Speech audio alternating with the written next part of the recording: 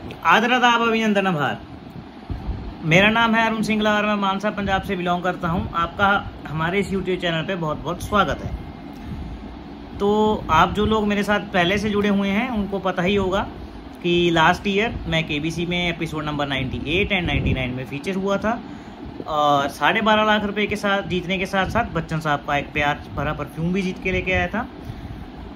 सबसे पहले तो जो लोग मेरे से जुड़े हुए हैं, मेरे से काफ़ी दिन से डाउट पूछ रहे हैं, मैं उनसे माफ़ी मांगना चाहता हूं काफ़ी दिन से, क्योंकि 3-4 दिन से अभी मेरा वीडियो पोस्ट नहीं हो पाया था। उसका एक रीज़न था कि मैं केदारनाथ यात्रा है जो 4 धामों में से एक धाम माना जाता है उत्तराखंड का, वहाँ पे मैं गया हुआ था दर्शन करने के लिए और साथ ही साथ जो मेरे सब्सक्राइबर हैं उनके लिए प्रे करने के लिए कि जो लोग हॉट सीट तक जाना चाहते हैं, जिसकी जो भी चाहते हैं वो हॉट सीट तक जाके पूरी होंगी, वो उनकी सभी की पूरी हो जाए, वो प्रे उनके लिए भी मैं वहाँ पे करके आया हूँ। अब मुझको पूरा भरोसा है और आप भगवान पे भरोसा रखिए, आपकी जो चाहत है वो सभी की पूरी होगी और आप हॉट सीट तक जरूर पहुँच जाएंगे। तो अभी केबीसी में काफ़ी कुछ चल रहा है। हालांकि हमने मुंबई का जब ऑडिशन हुआ था 25 का, वो हमने कवर अप कर लिया था कि उसमें क्या हुआ था, उसमें क्या क्या चीज़ें पूछी गई थी, क्या क्वेश्चंस पूछे गए थे। लेकिन अब नेक्स्ट जो है वो दिल्ली के लिए ऑडिशंस कॉल आ रहे हैं। बहुत से लोगों को कॉल्स आ रहे हैं, बहुत से लोगों को मैसेजेस आ रहे हैं, बहुत से लोग ये पूछ रहे हैं सर मैं जाऊँ ना जाऊँ, अलग अलग प्रकार के बहुत से डाउट आ रहे हैं जो ऑडिशंस 31 और 1 को होने वाले हैं।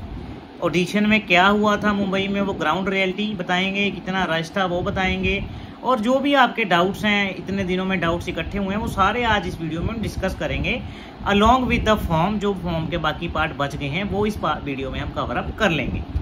तो ज़्यादा समय न वेस्ट करते हुए चलिए शुरू करते हैं। देखिए, सबसे पहले तो हम बात करेंगे ऑडिशंस की। तो जैसा मुंबई में अभी ऑडिशन प्रोसेस कंप्लीट हो चुका है, वैसा ही ऑडिशन प्रोसेस जो है वो चालू हो रहा है दिल्ली में, जो कि 31 और 1 के लिए बहुत से लोगों को ऑडिशन की कॉल आई है, बहुत से लोगों को ऑडिशन का मैसेज आया है। अब मेरे को बहुत से लोग ये मैसेज करके पूछ रहे हैं, सर नंबर 1 ये पूछ रहे हैं बहुत से लोग ही कि सर क्या ये मैसेज जेन्युइन है। जिन लोगों को ये मैसेज आया है, क्या सर हमें जाना चाहिए, अगर जाना चाहिए तो किस टाइम पे जाना चाहिए। देखिए, मैं उनको बता दूं कि एज पर मुंबई, जैसा मुंबई में देखा गया था कि सबसे पहले तो मैसेज की बात करूंगा, जो मैसेज आया है वो बिल्कुल जेन्युइन है। आप लोग निश्चिंत हो जाएं, जिन लोगों को मैसेज आ चुका है ओपन ऑडिशन का वो वहाँ बड़े आराम से जा सकता है, और जिन लोगों को नहीं भी मैसेज आया वो ऑन द स्पॉट जाके भी रजिस्ट्रेशन करा सकता है। ये भी प्रावधान केबीसी ने रखा है। और जिन लोगों को कॉल आया है वो तो बिल्कुल जा ही सकता है, उसके लिए कोई बाधा नहीं है, उसे कोई SMS या तो कोई ईमेल का वेट करने की जरूरत नहीं है। अब यहाँ तक 3 बातें हो गई। नंबर 1, जिनको कॉल आया है वो वहाँ चले जाएं, कोई कॉल का SMS का वेट ना करें। नंबर 2, जिनको व्हाट्सएप पे मैसेज आया वो मैसेज बिल्कुल जेन्युइन है, वो चले जाएं। जिनको दोनों चीज़ें ही नहीं आई हैं वो ऑन द स्पॉट जाके भी रजिस्ट्रेशन करवा सकते हैं। ऑन द स्पॉट रजिस्ट्रेशन करवाने के लिए उनको एक तो फ़ोन नंबर चाहिए होगा कोई, और साथ ही साथ उनको एक कोई एड्रेस प्रूफ चाहिए होगा। ये जो होगी वहाँ पे कौन कौन जा सकता है। अब बात करेंगे कि आपको अगर वहाँ जाना है तो लेके क्या जाना है। देखिए, आपको कोई भी वैलिड एड्रेस प्रूफ में क्या जाता है, या तो आप आधार ले जाइए या वोटर ID भी लेके जा सकते हो आप लोग, या तो बैंक की पासबुक भी लेके जा सकते हो। आप ध्यान दें, इसमें पैन कार्ड इंक्लूड नहीं होगा क्योंकि वहाँ पे एड्रेस नहीं लिखा होता है। एड्रेस प्रूफ में ही 3 चीज़ें आएंगी। अगर कोई और प्रूफ है जैसे पासपोर्ट, इस पर एड्रेस लिखा हो, आप वो भी लेके जा सकते हो। फ़ोन बिल यानी सिम कार्ड का जो बिल है वो ऑप्शनल रहेगा, आप वो ले जा भी सकते हो, नहीं भी ले जा सकते हो। एड्रेस प्रूफ अगर आपके पास है तो आपको सिम कार्ड का बिल ले जाने की कोई ज़रूरत नहीं है।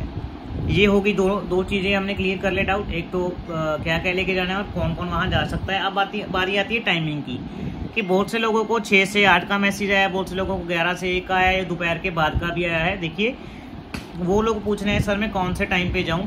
मैं उन्हें ये कहना चाहूँगा कि वहाँ पे जितनी जल्दी हो सके आप उतनी जल्दी पहुँच जाइए, क्योंकि मुंबई में देखा गया था कि ग्राउंड ऑडिशन वालों के लिए भी और जो दूसरे ओपन ऑडिशन वालों के लिए भी कॉमन लाइन था। वहाँ पे बहुत से लोगों को रात का काफ़ी लेट हो गया। जिन लोगों का GK टेस्ट रात लेट में हुआ था उनका PI नेक्स्ट डे लिया गया, उनको वहाँ 2 दिन तक वेट करना पड़ा PI के लिए, कईयों का रिजल्ट भी होल्ड पे रखा गया, वगैरह वगैरह बहुत से रीज़न हुए। इसलिए मैं ये सजेस्ट करूँगा कि आप अर्ली मॉर्निंग 4-5 जितने बजे आप जा सकते हो वहाँ पे अर्ली मॉर्निंग जाके लाइन में लग जाइए, क्योंकि मैं एक्सपेक्ट करके चल रहा हूँ कि दिल्ली जो है वो मुंबई से रश थोड़ा ज़्यादा होने वाला है। क्योंकि दिल्ली जो है बहुत से लोगों को नॉर्थ ईस्ट और सेंटर होने की वजह से बहुत से लोगों को नज़दीक पड़ता है, और बहुत से लोग ऐसे भी हैं जो दिल्ली बड़ा होने की वजह से वहाँ काम कर रहे हैं। तो मेरे हिसाब से मुंबई से ज़्यादा रश रहने वाला है दिल्ली में। बाकी आप लोगों की इच्छा है आप कितने बजे जाना चाहते हैं, लेकिन मेरे अकॉर्डिंग आपको अर्ली मॉर्निंग वहाँ पे रिपोर्ट कर देना चाहिए। अब बारी आती है, बहुत से लोग पूछ रहे हैं सर मेरे को 31 का मैसेज आया, क्या मेरे को 31 को काम है कि मैं 1 को जा सकता हूँ, मैं जा सकती हूँ। देखिए, अगर तो आपको 31 का मैसेज आ चुका है तो मैं यही सजेस्ट करूँगा कि आप 31 को ही वहाँ जाएँ। अगर आपको कोई इतना ही ज़रूरी काम है, आपके एग्ज़ाम्स हैं या घर पे ऐसा कोई काम है आप नहीं जा सकते, तो आप नेक्स्ट डे जा सकते हो। उसके लिए मैं आपको सजेस्ट करूँगा कि अगर आप 1 तारीख को जा रहे हो अर्ली मॉर्निंग पहुँच जाइए। और बहुत से लोग ऐसे हैं जिनका जीके टेस्ट क्वालिफाई नहीं हुआ मुंबई में, या तो फिर पूछ रहे हैं सर क्या मैं अभी अगर मुंबई में क्वालिफाई नहीं हुआ दिल्ली में दोबारा ऑडिशन दे सकता हूँ। देखिए, ऐसा केबीसी ने क्लियर कट बोल दिया था कि आप लोग जो है वो दोबारा भाग नहीं ले सकते हो। अगर आप लेना चाहते हो, देखिए मेरी तरफ से कोई मनाही नहीं है, लेकिन मैं यही दूंगा आपको कि अगर आप भाग लेना चाहते हो, ये आपके ऊपर है बिल्कुल। हालांकि केबीसी ये राइट रखता है कि अगर किसी भी पॉइंट पे उसको ट्रेस हो जाता है कि ये बंदा दूसरी बार आया है तो वो आपको रिजेक्ट कर सकता है। बाकी आपकी किस्मत है, अगर आप दोबारा पास हो जाते हो सकता है आपको मान भी लिया जाए पास, या तो ये भी केस हो सकता है अगर आपको कहीं पे भी आपको डिटेक्ट कर लेते हैं, आपको किसी भी पॉइंट पे वो राइट रखते हैं रिजेक्ट करने का, फिर ये मैटर नहीं करेगा कि आपको सर नहीं पहले मैं पास नहीं हुआ था, उस दिन में कोई ये था वो था। लेकिन केबीसी के पास फुल ऑन राइट है कि वो अपने टर्म्स एंड कंडीशन के अकॉर्डिंग आप लोगों को वहाँ पर रिजेक्ट कर सकता है। अब देखिए, बात आती है, ये बात बहुत से ध्यान से सुनने वाली है। जो लोग मुंबई ऑडिशन में गए, बहुत से लोगों ने मेरी वीडियोस तो फॉलो करे, लेकिन जो मैं वीडियोस में बार बार बोल रहा हूँ कि सर जीके, आप लोग जीके को जो है वो ध्यान से नहीं ले रहे हो।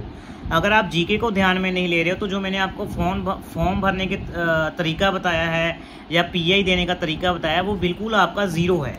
क्योंकि अगर आप जीके में ही सबसे पहले पास नहीं होगे तो जो आप आगे फॉर्म का आपका कोई वजूद नहीं रह जाता, आपको जीके से ही बाहर कर दिया जाएगा, उसका कोई मतलब नहीं है। अब जीके का कट ऑफ मुंबई में 15 नंबर के करीब रहा था। बहुत से लोग कह रहे थे हमारे 15 नंबर हैं, हम क्वालिफाई थे, लेकिन ऐसे भी बहुत लोग थे जिनका मेरे पास मैसेज आया कि सर हमारे 19 नंबर थे, हमारे 18 नंबर थे, हमें डिस्क्वालीफाई कर दिया।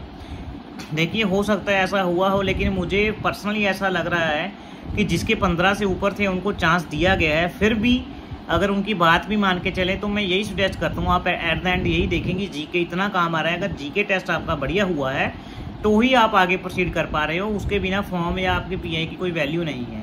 आप जीके वीडियोस हमारे देखें, जीके वीडियोस पे व्यूज़ बहुत कम है एज़ कम्पेयर टू बाकी वीडियोस।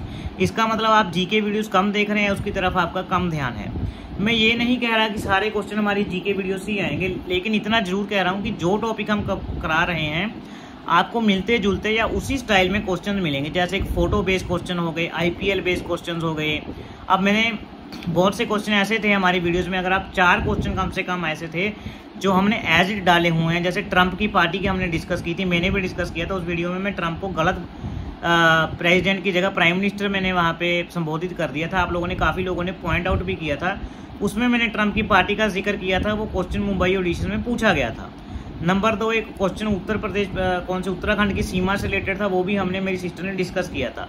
ऐसे ही 4 के 5 क्वेश्चन बिल्कुल एज इट थे, और बाकी क्वेश्चन भी थे सिमिलर वे में। जैसे हमने फोटो बेस्ड क्वेश्चन आपको बताया था कि पूछे जाएंगे, या हमने आईपीएल बेस्ड क्वेश्चन बताए थे पूछे जाएंगे। अभी हाल ही में लखनऊ के बारे में क्वेश्चन पूछा गया कि जिसके एम्बलम में, या तो जिसके वो क्या बोलते हैं उसको, निशान में बैट और बॉल छिपा हुआ है, उसका कौन सी टीम है वो लखनऊ थी। आपको वो भी क्लियर कर देना चाहता हूँ। मैंने हालांकि आपको बार बार कह रहा हूँ कि वैभव सूर्यवंशी के बारे में क्वेश्चन आया था, लखनऊ के बारे में भी आया। हम स्टाइल बता रहे हैं, अगर आप उसी वीडियो को ध्यान में रखते हुए आप खुद की तैयारी भी करेंगे, आपके बड़े आराम से जीके टेस्ट क्लियर हो जाएगा, आपको कोई भी प्रॉब्लम नहीं आने वाली है। अब रहता है कि मोटा मोटा मैं आपको बता देता हूँ कि मुंबई ऑडिशन में क्या रहा, ताकि आपको आइडिया हो जाए कि दिल्ली के ऑडिशन में भी क्या रहेगा। सबसे पहली बात तो हम जो मुंबई के ऑडिशन में रहा, ये रहा वो कि जो लोग जल्दी अर्ली लाइन में लग गए वो लोग शाम को भी जल्दी फ्री हो गए। क्योंकि वहाँ ऐसा था, पहले जीके टेस्ट हुआ, फिर उनसे फॉर्म भरवाया गया। फॉर्म में 115 पेजों का फॉर्म था, लेकिन फॉर्म वही था जो हमने डिस्कस किया है, एज इट ही वहाँ पे फॉर्म दिया गया। जिन्होंने मेरे फॉर्म वाली वीडियो देखी है उनके लिए बहुत फ़ायदेमंद रही। मेरे को बहुत से लोगों के मैसेज आए, सर हमें फॉर्म भरने में बहुत आसानी रहा। क्योंकि जो सिलेक्शन है वो सिलेक्शन का मेन जो चीज़ है वो फॉर्म पे ही टिका हुआ है। जिसने फॉर्म और पीआई अच्छे से दे दिया उसका सिलेक्शन लगभग तय है। जीके टेस्ट एक आपका बैरियर, मतलब इनिशियल पॉइंट है, अगर आप जीके टेस्ट क्लियर करोगे तो ही आपको फॉर्म और पीआई का दरवाज़ा खुलेगा। वो दरवाज़ा अगर आपका खुल गया तो जैसे मैंने बताया उस प्रकार से अगर आप कर लेते हो तो आपकी हॉट सीट पे जाना तय है।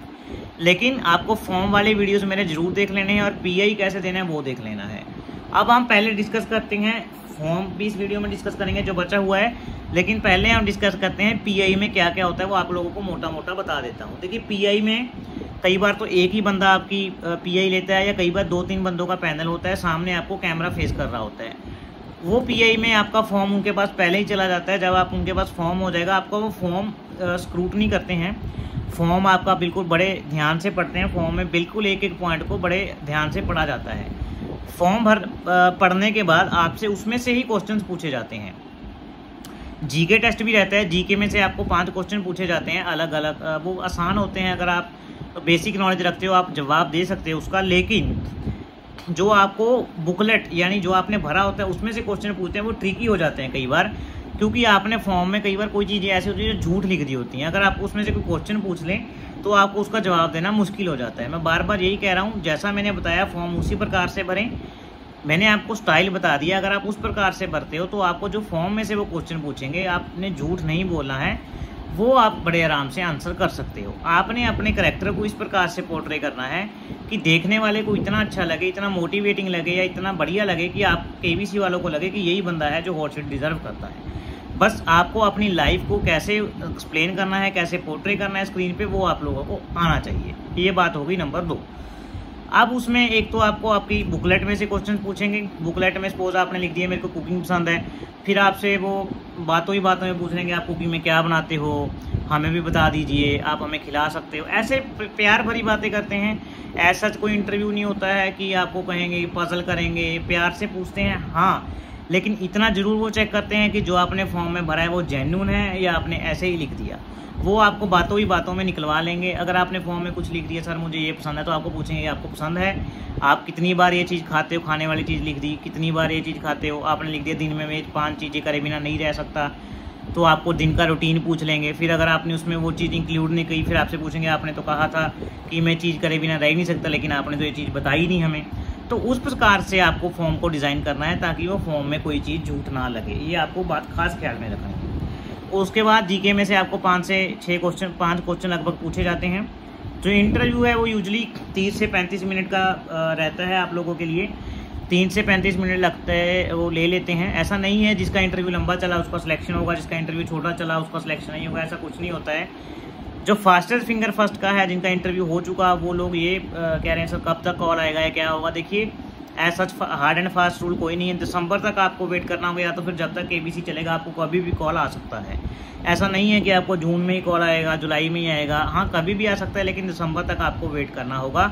आप ये मत सोचिए कि मेरे को कॉल नहीं आया तो मैं निकल गया, ऐसा नहीं होता।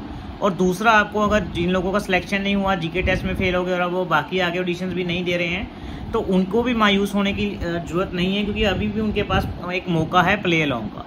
प्ले अलॉन्ग में बड़े ब्राइट चांस होते हैं अगर वो अच्छे से खेलते हैं वहाँ जाने का। उसके वीडियो जब केबीसी शुरू हो जाएगा हम आपके लिए लेके आते रहेंगे। ये था मोटा मोटा जो मैंने मुंबई ऑडिशन के बारे में जानकारी हासिल की, और आपको दिल्ली ऑडिशन में आपको इम्प्लीमेंट करनी है वो हमने सब कुछ इस वीडियो में डिस्कस कर लिया है। अब हम 5-4 मिनट इस वीडियो में एंड पे फॉर्म डिस्कस करेंगे। फॉर्म के कुछ पॉइंट्स रह गए थे, बाकी लोगों ने पूछा था कि सर वो फॉर्म के आप जो पॉइंट्स हैं वो डिस्कस कर देना ताकि हमें इंटरव्यू में आसानी हो। अभी इंटरव्यू में 2 दिन पड़े हैं। फॉर्म का एक पार्ट हम आज डिस्कस करेंगे जो रह गया, एक पार्ट हम कल डिस्कस करेंगे जो रह गया। अभी आप जिसने ये फॉर्म जिसको नहीं मिला वो मेरे टेलीग्राम चैनल पे जो है वो फॉर्म मैंने दिया हुआ है, वहाँ पे जाके वो फॉर्म डाउनलोड कर लें और वहाँ पे जाके जो है वो फॉर्म देख सकते हैं। और अब मैं डिस्कस करने वाला हूँ फॉर्म, उसमें रहेगा सर 1 मिनट वेट कीजिए। हमने डिस्कस कर लिया था, मैंने कर लिया था स्कूल कॉलेज है ब्यूटी। अच्छा, अब हम यहाँ आ गए थे। What was your school college dream, have you achieved it. आपके स्कूल और कॉलेज का क्या ड्रीम था। होते हैं ना बच्चे छोटे होते हैं कि मैं ज़िंदगी में ये करूँगा, मैं बड़ा बिजनेसमैन बनूँगा, मैं IAS बनूँगा, मैं DM बनूँगा, मैं CA बनूँगा। हर एक का अलग अलग ड्रीम होता है। वो आपने ड्रीम यहाँ पे डिस्क्राइब करना है। आपके बचपन का क्या ड्रीम था, क्या वो आपने अचीव कर लिया है। जो आप स्कूल में सोचते थे, कॉलेज में सोचते थे, क्या वो अचीव कर लिया है। देखिए ऐसा नहीं है कि ड्रीम आपका यही होगा कि मैं ये जॉब कर लगनी थी, मेरी लगी नहीं, या ये जॉब करना चाहता था लग गई, अब मैं सक्सेसफुल है। हर एक के अलग अलग ड्रीम हो सकते हैं। हो सकता है कि मैं इतना सक्सेसफुल होना चाहता था कि मैं मम्मी पापा को घर पे सेवा कर सकूं, उन्हें अच्छे चीज़ें प्रोवाइड करा सकूं। इस प्रकार के हर एक बंदे के अलग अलग ड्रीम होते हैं। तो आपको ये बात ध्यान में रखते हुए वहाँ पे मेंशन करनी है कि आपका स्कूल और कॉलेज में क्या ड्रीम था, आपने वो अचीव कर लिया। अगर कर लिया तो यस, आपको अचीव करने के बाद क्या हासिल हुआ। अगर आपने नहीं अचीव किया तो आपको क्या दिक्कत आ रही है, आपने वहाँ पर मैंशन कर देनी है। इसके बाद हम बात करेंगे what is your dream job and why. आपकी ड्रीम जॉब क्या है एंड क्यों, वो आपसे पूछ रहे हैं। आपने सोचा होता है ना कि मैं ड्रीम जॉब मेरी ये थी यार, कि आपने ड्रीम में क्या सोचा हुआ था कि मैं कौन सी जॉब करना चाहता हूँ, या आप ऐसा कौन सा, इसमें पर्टिकुलर नौकरी की बात नहीं हो रही है, इसमें कोई भी ऐसा काम जो आप ड्रीम में सोचते थे। हो सकते हैं बहुत से लोग सोचते हो मैं इतना बड़ा बिजनेस बनना चाहता हूँ, बिजनेस टाइकून बनना चाहता हूँ, या इतना बड़ा बिजनेस सेटअप खड़ा करना चाहता हूँ, वो भी इसमें वैलिड होगा इक्वली। ऐसा नहीं है वो जॉब के बारे में पूछ रहा है पर्टिकुलर की गवर्नमेंट जॉब हो या मेरी इस कंपनी में जॉब हो, उस कंपनी में जॉब हो, ऐसा नहीं पूछ रहा है। बेसिकली ड्रीम जॉब का यहाँ पे मतलब है आपका क्या, कौन सा ऐसा काम है जो आप करना चाहते थे और आपने अगर कर लिया तो वो क्या है, और अगर आपने अचीव कर लिया तो उसके बारे में आपने यहाँ पे मेंशन कर देना है। उसके बाद ये पूछता है if you had no responsibilities what is that one thing you would really want to do. अगर मैं कह दूँ आपके ऊपर कोई जिम्मेवारी नहीं है, अब हर एक बंदे के पास जिम्मेवारी होती हैं। अगर आप कोई पेरेंट हो, आपके पास बच्चे की जिम्मेवारी है, आपके पास अपने खुद के पेरेंट्स की जिम्मेदारी है। अगर आप एक बॉय हो या यंग गर्ल बॉय हो, आपके ऊपर पेरेंट्स की जिम्मेदारी है, आपके ऊपर जॉब का प्रेशर है। सब हर एक बंदे के अलग अलग प्रेशर्स होते हैं, हर एक बंदे के अलग अलग जो है नीड्स होती हैं, रिस्पॉन्सिबिलिटीज़ होती हैं, हर एक अलग अलग, वो आपके अकॉर्डिंग है। आपको पता ही है क्या आपकी जिम्मेदारियाँ हैं। लेकिन ये पूछ रहा है कि अगर मैं कह दूँ आप सभी जिम्मेदारियों से मुक्त हो तो आप ऐसा क्या है जो आप करना चाहोगे। तो इसमें जैसे मैंने लिखा था कि अगर कोई जिम्मेदारी ना हो, मेरे पास इतना पैसा हो, या मैं KBC से इतनी अमाउंट जीत जाऊँ, तो मैं वर्ल्ड रोम करना चाहूँगा, ये सब दुनिया में सब जगह घूमना चाहूँगा। या तो फिर जैसे मेरा खुद का था, मैं 12 ज्योतिर्लिंग करना चाहता हूँ, तो मैं जल्दी से जल्दी 12 ज्योतिर्लिंग कंप्लीट करना चाहूँगा। इस प्रकार से जो भी आपका ड्रीम है, अगर आप सोचो, कई बार हम अक्सर कह देते हैं कि यार अगर मेरे पास इतना पैसा होता, या तो यार अगर मेरे पास ये रिस्पॉन्सिबिलिटी ना होती तो मैं ये कर देता। अक्सर हम लाइफ में ऐसी चीज़ें बोलते हैं। आप उसी में से इसका आंसर ढूंढ सकते हो। जो आपके ऊपर रिस्पॉन्सिबिलिटी है वो आप फाइंड आउट करो। अगर अब वो ना हो तो आप क्या करना चाहोगे उस जीवन में, वो आपने यहाँ पर डिस्कस कर देना है। इस पॉइंट में अब लास्ट जो है पॉइंट 3 पॉइंट रह गए हैं, वो हम कल के वीडियो में डिस्कस करेंगे क्योंकि आज वीडियो काफ़ी लंबा हो गया, 18 मिनट का वीडियो हो चुका है लगभग। तो ये था मुंबई ऑडिशंस के बारे में और दिल्ली ऑडिशन के आने वाले बारे में। जो आप पे डाउट हैं वो कमेंट सेक्शन में कर दीजिए। और मैं आपको बार बार इंसिस्ट कर रहा हूँ, GK वीडियोज़ आप जरूर देखिए। अगर नहीं देखते हो तो आपका ये फॉल्ट है, आप पहले ही बार हो सकते हो, फिर PI और फॉर्म का कोई मतलब नहीं रह जाता। जिसने मेरे वीडियोस देख रखे हैं उनको बहुत बहुत धन्यवाद। जो नए जुड़े हैं वो सब्सक्राइब और लाइक कर दें। ये चैनल है बिल्कुल फ्री ऑफ कॉस्ट है। हमारे टेलीग्राम चैनल भी ज्वाइन कर ले। तब तक के लिए शुभ रात्रि, शुभ रात्रि, शुभ रात्रि। जय भारत, जय हिंद।